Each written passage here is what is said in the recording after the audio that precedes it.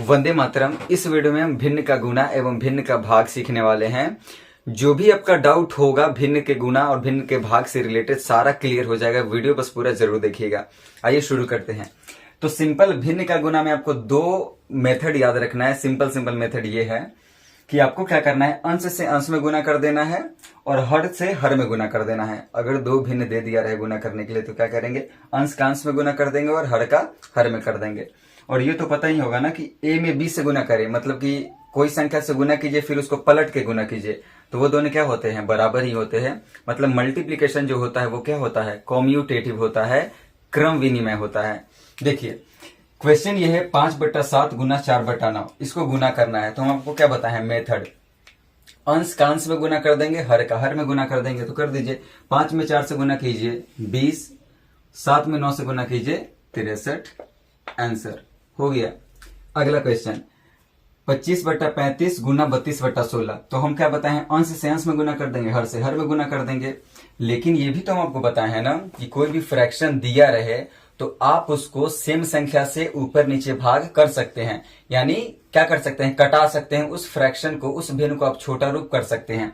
तो यहाँ पे 25/35 है तो हम इसको 5 से ऊपर नीचे भाग दे सकते हैं ना, सेम संख्या से ऊपर नीचे भाग करना अलाउ है। तो 5 से भाग दीजिए तो 5 बचे 25, 5 सते 35। और यहाँ पे देख रहे 32/16, इसको भी हम छोटा रूप कर सकते हैं। तो कर दीजिए, क्या हो जाएगा, डायरेक्ट 16 दूना 32, 16 कम 16, 16 दूना 32। अब गुना करने में हमारा क्या हो गया, आसानी हो गया। अब गुना कर दीजिए अंश का अंश में, तो 5 दूना 10/7 में से कीजिए तो 7, ये हुआ हमारा आंसर। ठीक है। अगला 50/23 गुना 46/25 है, इसको करना है। तो हम क्या बताएं, अंश का अंश में गुना करेंगे, हर का हर में करेंगे। लेकिन जो अगर भिन्न वैसा दिया रहे कि जो कि छोटा रूप जिसका हम कर सकते हैं, तो आप छोटा रूप कीजिए। तो यहाँ पे तो हो नहीं रहा है 50/23, यहाँ पे 46/25 है। लेकिन आप कोना कानी भी गुना कर सकते हैं, कोना कोनी कर सकते हैं। कैसे, ये देखिए, जैसे ये 50 गुना 46 लिखा हुआ है, ये 23 गुना 25 लिखा हुआ है, तो हम इसको 25 गुना 23 कर सकते हैं ना। ऐसे जैसे ये लिखा हुआ है 50 बट्टा कुछ भी हो, 50 गुना 46 है और ये 23 से 25 है, तो बेसिकली हम इसको 25 को इधर और 23 को इधर कर सकते हैं ना। तो इधर ऐसे कर सकते हैं, क्योंकि हम आपको ये बताया ना, a इंटू बी कीजिए फिर b इंटू ए कीजिए, बराबर है। तो हम इसको ऐसे कर सकते हैं। तो अब ऐसे जब करेंगे तो ऐसे कटा देंगे, 25 दूना 50। तो हम ऐसे करें फिर कटाए क्यों करेंगे, डायरेक्ट आप कोना कानी भी गुना कर सकते हैं, बेसिक क्रॉस मल्टीप्लाई कर सकते हैं। तो यहाँ पे देखिए, तो ऐसे कटा सकते हैं, 25 दूना 50 और यहाँ पे 23 दूना 46। अब अंश का अंश में गुना कीजिए, 2 दूनी 4 और 1 में 1 से कीजिएगा तो 1 यानी 4, आंसर। ये समझे ना। आप इसको पलट दीजिए तो आखिर बात वही हो जाएगा। तो सिंपल हम क्या करेंगे, यहीं से इसको उड़ा देंगे, पलटेंगे क्यों, इसमें टाइम क्यों वेस्ट करेंगे। अगला क्वेश्चन जैसे ये है 12/16 गुना 18/15 गुना 32/24, तो जो भी कटने वाला है छोटा रूप करके फिर अंश का अंश में गुना कीजिए और हर का हर में गुना कीजिए, यही रूल है। तो यहाँ पे हम देख रहे हैं तो ये कट सकता है ना, 16 कम 16 और 16 दूना 32, ठीक है। और फिर 12 कम 12, 12 दूना 24, ये भी कट सकता है। और फिर ये 3, ये इस 2 से इस 2 कैंसिल हो गए, यह 2, फिर 3 6 18 और 3 5 15। अब अंश का अंश में गुना कीजिए और हर का हर में। तो 6 में किससे गुना करना है, 1 में, तो 6 ही हो जाएगा। 5 में 1 से तो 5 ही हो जाएगा। यही हुआ आंसर 6/5। आइए भाग को सीखते हैं। तो भाग सिंपल है, अगर गुना आ गया तो भाग भी आ गया। देखिए अगले स्लाइड में, देखिए भिन्न का भाग देखते हैं, सिंपल है, अगर गुना आ गया तो ये भी आ ही जाएगा। अच्छा, उससे पहले आपको तो ये पता होगा ना, a डिवाइड b है, तो इसका मतलब क्या होगा, a/b। जैसे 4/2 लिख दे, इसका मतलब 4/2। तो उसी तरह यहाँ पे लिखा हुआ है 5/6 भाग 10/12, तो इसका मतलब ये हुआ ना 5/6 फिर बट्टा 10/12, इसका तो मतलब ये हुआ। ऐसे देखिए, ऊपर जो संख्या रहता है उसको लिख देते हैं, फिर डिवाइड के बदले बाई दे देंगे, फिर ये 10/12 है, 10/12 लिख दिए। फिर इसको क्या करते हैं, 5/6 है तो 5/6 लिख देते हैं और इसको पलट देते हैं और गुना का साइन लगा देंगे और इसको क्या कर देंगे, पलट देंगे, तो 12/10 कर देंगे। ठीक है। तो अब फिर क्या कीजिए, फिर तो अब तो गुना करने आ जाए, गुना कर दीजिए। 6 दूनी 12, 5 कम 5, 5 दूनी 10, फिर ये 2 से 2 कैंसिल हो गया, आया 1।